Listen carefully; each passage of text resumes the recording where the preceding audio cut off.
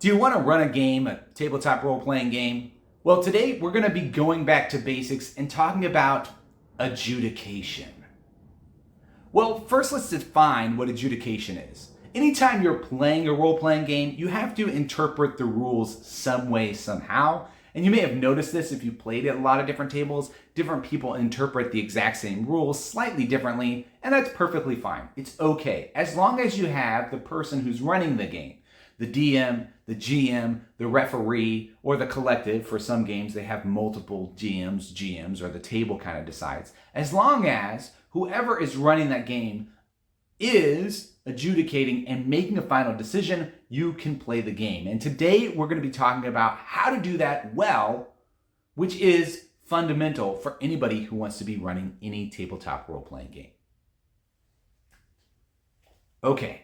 Every single RPG has some way of resolving an unknown. So whenever the players are trying to do something and they're not sure they're going to be successful at it, that's when you start rolling dice, you start consulting cards, you start drawing dominoes, whatever it is that the tabletop role-playing game has to resolve this mechanic. There's some way of randomly determining success or failure. And you must be familiar with this core element of your game before you start running it. If you don't know how to do this, well, then you don't actually know how to play the game that you're playing. You need to understand this core concept.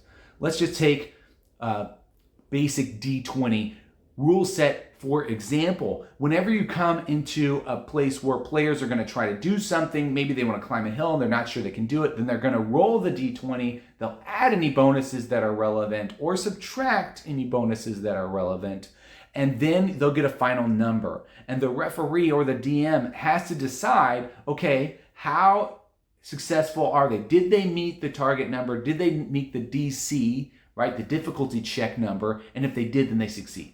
For along the ley line, it's a little different. Players are going to roll their skill for whatever it is that they're trying to do. If they're trying to climb a hill, then they'll roll athletics. That die number will be different based on the person playing it. They'll roll that number, and if it meets the target number, which is whatever the referee has set, then they will succeed, unless it's an opposed check, in which case the opponent will roll their die for athletics, like if they're wrestling, and then they'll see whichever one has the higher one, the one who has the higher die succeeds. So it's opposed rolls.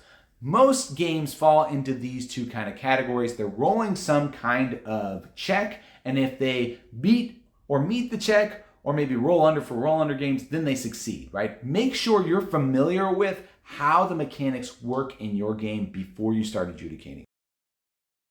Once you know whether they have succeeded or failed, that doesn't mean you're actually done with adjudicating, because there's more to it. Maybe they partially succeed. Maybe they wildly succeed. Maybe they fail, but there's an upside. Maybe they fail and there's a big downside, right? So there's a range of actually successes in any kind of game. It's not just succeed, fail, usually. And if it is, well, you can still add extra things to the game even after they succeed or after they fail. Okay, I'm going to talk about a game that I played a couple weeks ago where they were actually running through They Croak Every Night. And in that game, I'll link to the description below. It is a free module for Along the Ley Line. And in the game, they are trying to stop Zatirtiel, the Frog King. And the Frog King is a wizard and he's trying to cast a spell. And what happens is they actually are consolidating all of the energy to the tower, like all of the aether to the tower. And so the players wanted to actually consolidate that energy again, right? And so they succeeded on consolidating the energy and bringing in the magic even tighter, but that created a problem. So it was success, but it had an unexpected twist. And so just because players succeed, that doesn't mean that the story ends. That doesn't mean that you're done adjudicating. You can actually add more to the story because now they succeed, but there's a complication. Succeeding actually made things worse for them, right? You could also have failure actually make things not only worse, but it could also make things better for them. In another game that I was playing, a lizard person wanted to run out and distract people by pretending to be a statue. And they failed their performance check and they didn't actually appear to be a statue. They just appeared to be a person standing there, and that's still, even though they didn't trick the other people around them into thinking they're a statue, it still provided a distraction. So the overall thing they were trying to do was still successful, even though they didn't succeed in this particular way. And so you can rule that even though they didn't succeed in this particular way, they still make headway. Because what we don't want to happen when we're adjudicating games is that, oh, you just fell, game over, you're done, right? Let's try to pick the lock. The lock breaks and you're done. You can't open the door now.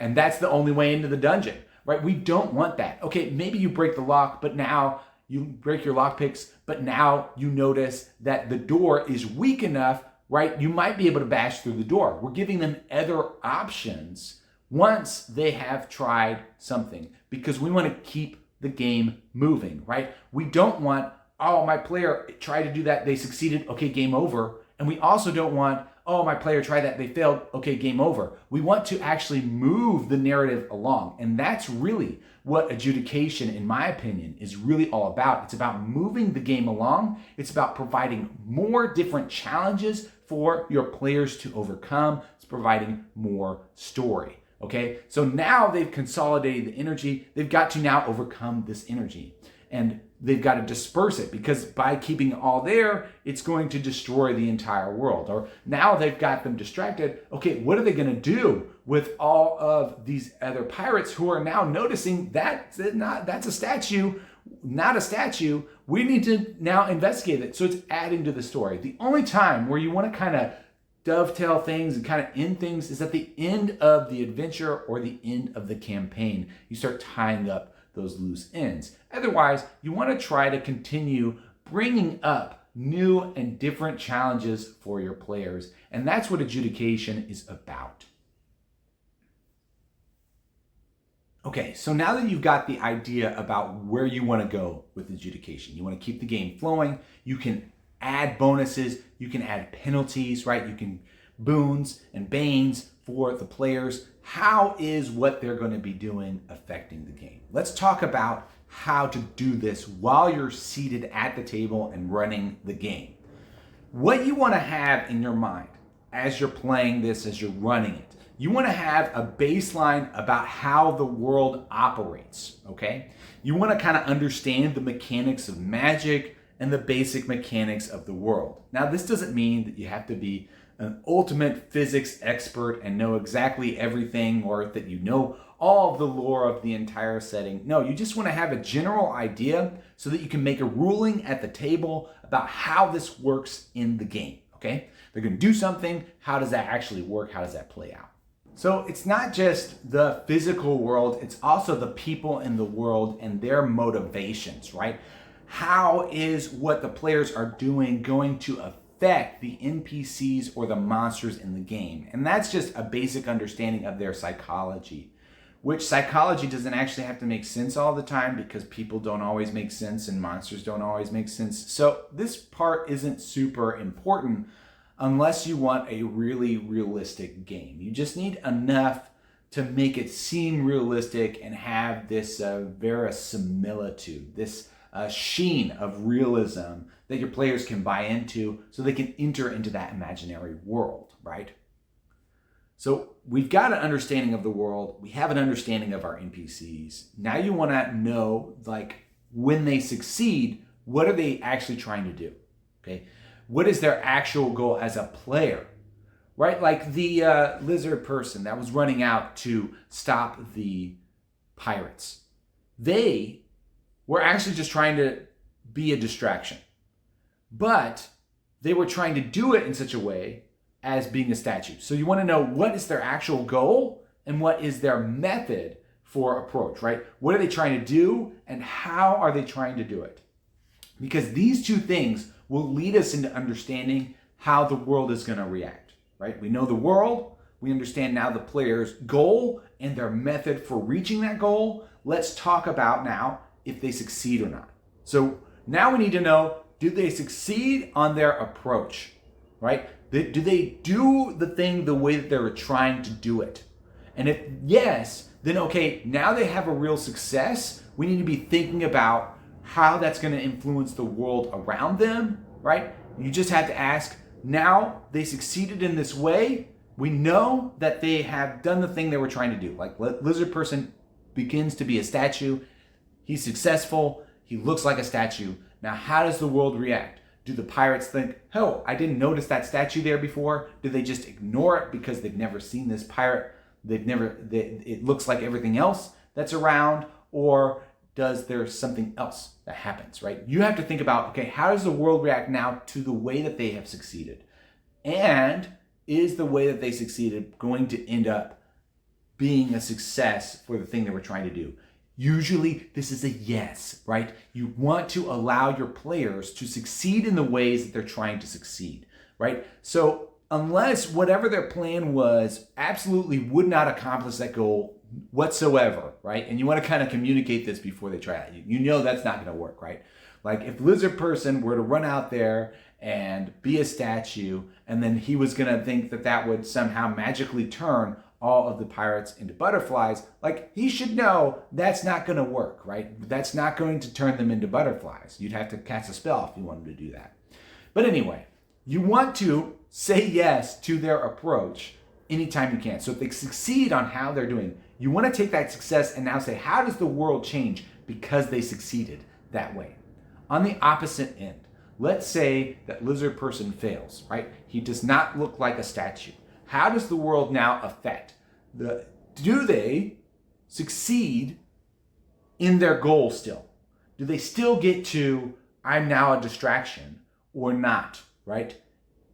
By showing up, how do the pirates now, they see something that's unusual, right? They're going to notice them. They're going to notice they're not a statue. Does that serve as a distraction? And my answer in the moment was yes, it still did, because lizard person still ran out there. They're going to notice that, right? It's not going to be like, oh, they don't notice this person that's standing still right here in the open. They're absolutely going to notice that. But does that mean we go straight into combat? Probably not. Maybe it does for your game. You've got to think about how the world that you understand it and are running it as is going to respond to this failure in approach, right? Do they still succeed? Do they still serve the purpose of their goal that they were trying to get to? Do they partially get it, or do they absolutely not, right?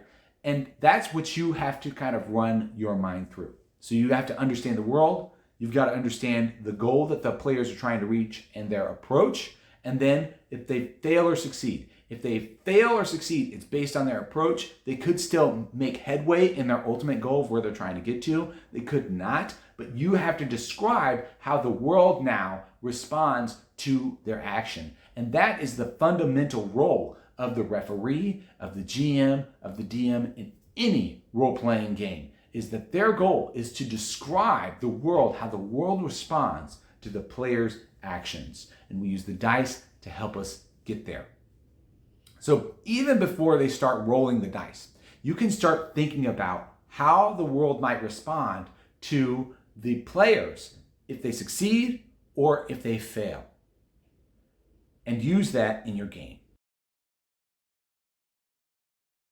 So hopefully you can start practicing this and get it down. If you master this one thing, then you're going to be great refereeing, GMing at whatever game that you play.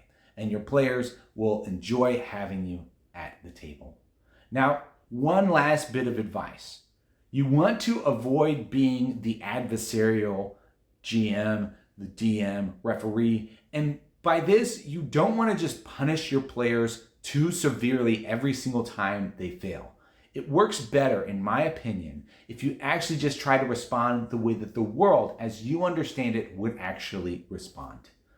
Don't try to make it be mean, like, oh, you're not a statue, and you fall over and you take 15 points of damage because you fell on your performance check. Like, that just seems overly mean, right? You want to try to just respond how the world would actually work, and don't be too punitive, and also don't be too nice either, because that's the other end of the spectrum. You just let your players always succeed on whatever it is they're trying to do.